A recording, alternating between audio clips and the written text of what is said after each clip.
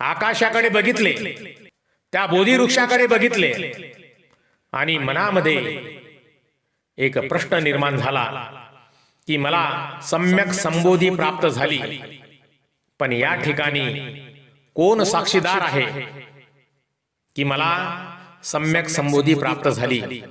आकाश आहे, बोधिवृक्ष आहे.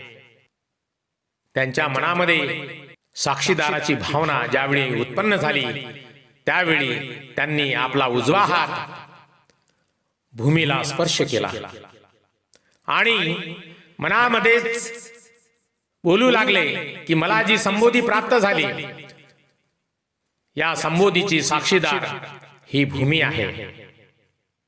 आज आम्ही बघतो महाकारुणिक तथागत भगवान बुद्धांची प्रतिमा, भूमिस्पर्श मुद्रा, ज्या ज्या वेळी आम्ही बघतो त्या त्या